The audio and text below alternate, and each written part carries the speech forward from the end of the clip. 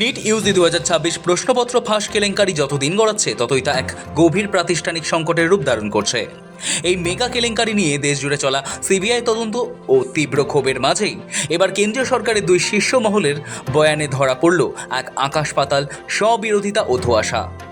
একদিকে যখন কেন্দ্রীয় শিক্ষামন্ত্রীর মুখে শোনা গিয়েছে সংগঠিত চক্র এবং শিক্ষা মাফিয়ার মতো শব্দগুলি, তিনি যখন ডাক্তারির প্রবেশিকা পরীক্ষার নিটের প্রশ্নপত্র ফাঁসের দায় স্বীকার করে নিচ্ছেন, সিবিআই যখন জানিয়েছে যে সোর্সের মধ্যেই ভূত রয়েছে, যখন তদন্ত চলাকালীন গ্রেপ্তার করা হয়েছে এনটিএর সঙ্গে যুক্ত অবসরপ্রাপ্ত অধ্যাপক পিভি কুলকার্নিকে, ঠিক সেই সময়ে যদিও ন্যাশনাল টেস্টিং এজেন্সির প্রধান দাবি করে বসেছেন এনটিএর ভেতর থেকে আদৌ প্রশ্ন ফাঁস হয়নি।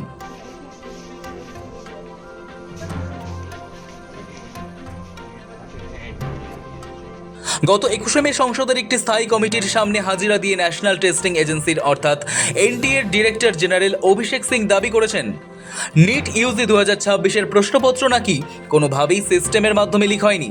কিন্তু সমস্যা হলো মোদী সরকারের খোদ শিক্ষামন্ত্রীর দেওয়া বয়ান কিন্তু সম্পূর্ণ অন্য কথা বলছে। মাত্র কয়েকদিন আগেই দেশের কেন্দ্রীয় শিক্ষামন্ত্রী ধর্মেন্দ্র প্রধান প্রকাশ্যে মঞ্চে দাঁড়িয়ে অত্যন্ত সততার সঙ্গে স্বীকার করে নিয়েছিলেন যে নিট প্রশ্নপত্র ফাঁসের ঘটনায় প্রশাসনিক শৃঙ্খলে এক মস্ত বড় গলদ ও ফাটল তৈরি হয়েছিল। শুধু তাই নয়, এই নজিরবিহীন প্রাতিষ্ঠানিক ব্যর্থতার সম্পূর্ণ দায়ও কাঁধে নিয়েছিল কেন্দ্রীয় সরকার। এই পরিস্থিতিতে স্বাভাবিকভাবেই প্রশ্ন উঠছে, শিক্ষামন্ত্রী যেখানে নিজের ব্যর্থতা কবুল করছেন, সেখানে খোদ এনটিএ প্রধান কোন সাহসে দাবি করছেন যে সিস্টেমে কোনো গলদ ছিল না? তবে কি মুখ বাঁচাতে আমলারা এখন শব্দের কারসাজি শুরু করেছেন? কেন্দ্রীয় শিক্ষামন্ত্রীকে যখন সাংবাদিক সম্মেলনে প্রশ্ন করা হয়েছিল প্রশ্নপত্র ফাঁসে ন্যাশনাল টেস্টিং এজেন্সির কেউ জড়িত নয় তো, উত্তরে মন্ত্রী বলেন সিবিআই বিষয়টি পুঙ্খানুপুঙ্খভাবে তদন্ত করবে। এরপর পুনের বাসিন্দা অবসরপ্রাপ্ত অধ্যাপক পিভি কুলকার্নি গ্রেপ্তারি, যিনি এনটিএর সঙ্গে যুক্ত। সেই সময় এনটিএর মহাপরিচালকের উল্টো বক্তব্যে প্রশ্নফাঁস কাণ্ডের রহস্য আরও ঘনীভূত হয় বলেই মনে করছে বাকিবহাল মহল। প্রশ্ন উঠছে, অপরাধীকে বাঁচানোর কৌশল না তো? এনটিএ প্রধানের এই টেকনিক্যাল ডিফেন্স সাধারণ ছাত্রছাত্রী ও অভিভাবকদের মনে স্বস্তি দেওয়ার বদলে ক্ষোভ আরও কয়েক গুণ বাড়িয়ে দিয়েছে। প্রশ্ন উঠছে, সিস্টেম বলতে অভিষেক সিং ঠিক কি বোঝাতে চেয়েছেন? আমজনতার কাছে সিস্টেম মানে কেবল দিল্লির শীততাপ নিয়ন্ত্রিত ঘরে বসে থাকা কোনো কম্পিউটার সার্ভার বা ডিজিটাল পরিকাঠামো নয়। নিটের মতো একটি জাতীয় স্তরের মেগা পরীক্ষা স্বচ্ছভাবে নেওয়ার জন্য যে বিশাল চেইন বা শৃঙ্খল কাজ করে, অর্থাৎ প্রশ্নপত্র প্রিন্টিং প্রেস থেকে শুরু করে তার প্যাকেজিং, দূর দূরান্তে ট্রান্সপোর্টেশন বা পরিবহন, ব্যাংকের লকারে তার নিরাপত্তা, পরীক্ষা কেন্দ্রে ইনভিজিলেশন এবং সামগ্রিক ওভারসাইট, এই পুরো নেটওয়ার্কটাই হলো সিস্টেম। এদিকে তদন্ত চলাকালীন সিবিআই স্পষ্ট করে যে এই শৃঙ্খলেরই কোনো না কোনো ভাগ গলে প্রশ্নপত্র বাইরে পাচার হয়ে গিয়েছে। ফলে প্রযুক্তিগতভাবে সার্ভার হ্যাক না হলেও সামগ্রিক অর্থে একে সিস্টেম ব্যর্থতা ছাড়া অন্য কিছু বলা যায় না।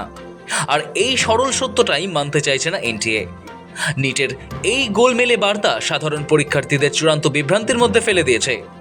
এদিকে প্রশ্ন ফাঁসের গভীরতা এতটাই মারাত্মক যে দেশ জুড়ে রাজ্যে রাজ্যে গ্রেপ্তারির ঝড় উঠেছে এবং খোদ সিবিআই তদন্তভার হাতে নিয়েছে।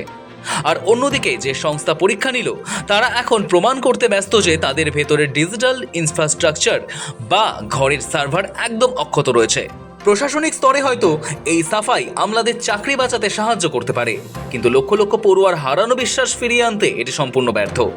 এই পুরো বিতর্কে এনটিএ যে কতটা ব্যাকফুটে তা স্পষ্ট হয়ে গিয়েছে এই কেলেঙ্কারি সামনে আসার পর কেন্দ্রের নেওয়া একটি তড়িঘড়ি সিদ্ধান্তেই। সূত্র বলছে, অফলাইন বা পেন পেপার মোডের এই মারাত্মক নিরাপত্তার গলদ ঢাকতে আগামী দিনের নিট পরীক্ষাকে সম্পূর্ণ কম্পিউটার বেসড টেস্ট বা অনলাইন ফরম্যাটে নিয়ে যাওয়ার ব্লু প্রিন্ট তৈরি করেছে কেন্দ্র। বর্তমান অফলাইন প্রক্রিয়ার রন্ধ্রে রন্ধ্রে যে মারাত্মক লিক বা নিরাপত্তাহীনতা রয়েছে তা ভেতর থেকে টের না পেলে এত বড় একটা জাতীয় পরীক্ষার ফরম্যাট বদলানোর ইঙ্গিত দিত না মোদী সরকার। নতুন করে আগামী 3রা জুন ডাক্তারি প্রবেশিকা পরীক্ষার দিন ঘোষণা করেছে এনটিএ। এখন প্রশ্ন উঠছে, বছর বছর কিভাবে প্রশ্ন ফাঁস হতে পারে? একাধিকবার পরীক্ষা কোনো সমাধান হতে পারে না। নিটের মতো কঠিন পরীক্ষা বারবার দেওয়া একজন পরীক্ষার্থীর জন্য শারীরিক ও মানসিক হেনস্থার শামিল। নিটের ভেতর থেকে হোক বা অন্য চক্রের মাধ্যমে ভুক্তভোগী তো পরীক্ষার্থীরাই। প্রথম পরীক্ষাটি বাতিল হওয়ার ইতিমধ্যেই আত্মহত্যার ঘটনা ঘটেছে। বিরোধী রাজনৈতিক দলগুলি শিক্ষামন্ত্রীর পদত্যাগের দাবি জানাচ্ছে।